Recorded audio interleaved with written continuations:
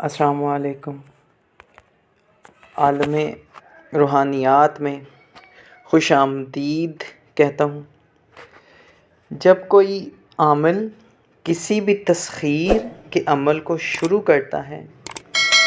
یا حاضری کے عمل کو شروع کرتا ہے، وہ چاہے حاضری موکل کی ہو،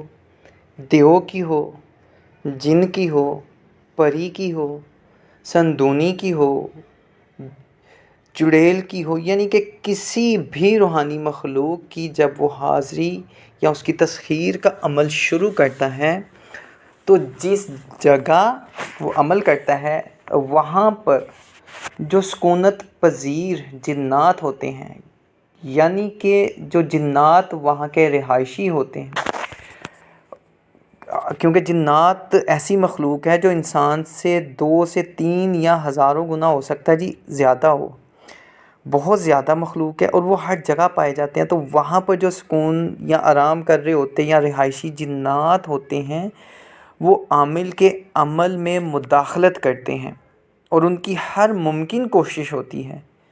کہ وہ عمل کو ناقص کر دیں، ضائع کر دیں، عمل کو بھگا دیں، وہ عمل چھوڑ کے بھاگ جائے، اس کو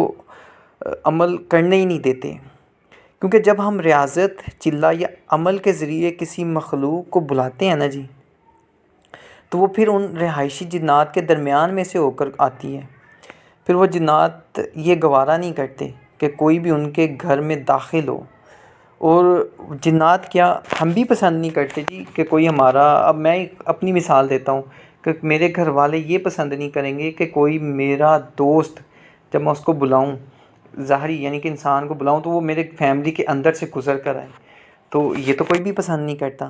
تو پھر جنات تو ویسے بہت غیرت والے ہوتے ہیں، اور وہ جو نیک جنات ہوتے ہیں تو وہ تو پھر اللہ کی پناہ ہے، تو پھر وہ کیا کرتے ہیں کہ اس کو آنے ہی نہیں دیتے۔ اگر طاقت میں زیادہ ہوگا تو پھر وہ جنات اول تو کوشش کریں گے کہ اس عمل کو ضائع کر دیں، اور اگر وہ طاقت میں کم ہوا، وہ جن آئے گا بھی تو آپ کے سامنے نہیں آنے دیں گے۔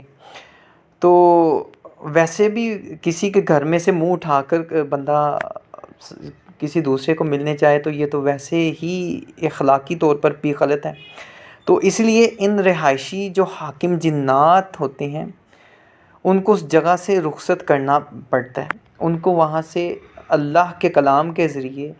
ان کو وہاں سے بھیجنا پڑتا ہے، پھر وہ اپنی رہائش کو چھوڑ کر آگے کہیں چلے جاتے ہیں۔ اور جس دعا سے، جس عمل سے یہ ایک جگہ سے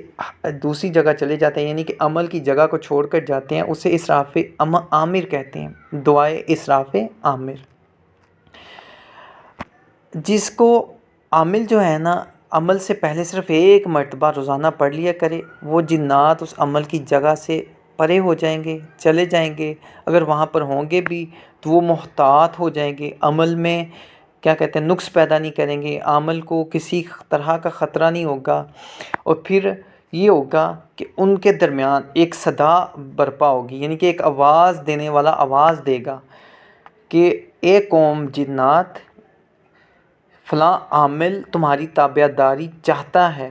اور تم اس کی طاقت یا اس کا مقابلہ نہیں کر سکتے، بہتر یہی ہے کہ تم اس کی تابع داری کرو۔ یعنی کہ ان کو حکم ہوگا پھر اللہ کی طرف سے انشاءاللہ۔ تو اسراف عامر جو نوری اسراف عامر ہے، یہ ہر علوی یعنی کہ نوری عمل میں استعمال کیا جاتا ہے جس میں حاضری ہو، اور اس سے عامل کی جان و مال کو کوئی خطرہ نہیں ہوتا۔ میرے پاس یہ دعا لکھی ہوئی ہے، لیکن وہ اگر میں اس کی تصویر کھینچتا تو وہ صحیح طرح سے نظر نہیں آ رہی تھی، اس لیے میں نے گوگل سے، نیٹ سے اس کی تصویر لی ہے۔ یہ تصویر آپ کی سکرین کے سامنے ہے، جس کا دل چاہتا ہے وہ اس کو زبانی یاد کر سکتا ہے، لمبی ہے تو روزانہ عمل سے پہلے ایک مرتبہ پڑھ لیجئے۔ اس دعائے اسراف عامر کا چلہ بھی کیا جاتا ہے جنات کو جلانے کے لیے، گھر سے آسیب جادو جنات کو بھگانے کے لیے۔ یہ بہت طاقتور ہے، اس میں اللہ کے بہت سے بہت زیادہ جلالی نام شامل ہیں، تو جنات شیاطین عامل کا مقابلہ نہیں کر پائیں گے۔ پھر انشاءاللہ جو اس کا عامل ہوگا اس کے سامنے تو جنات شیاطین ٹیک ہی نہیں سکتے، تو اس پر میں انشاءاللہ جلدی ہی ایک ویڈیو لے کے آؤں گا۔ فی الحال جو اسراف عامر کی ضرورت تھی، ہر حاضی کے عمل سے پہلے، یعنی کہ نوری حاضی کے عمل سے پہلے اسراف عامر ضرور پڑھ لیا کیجئے۔ مجھے دعاؤں میں یاد رکھیے گا۔ اللہ حافظ۔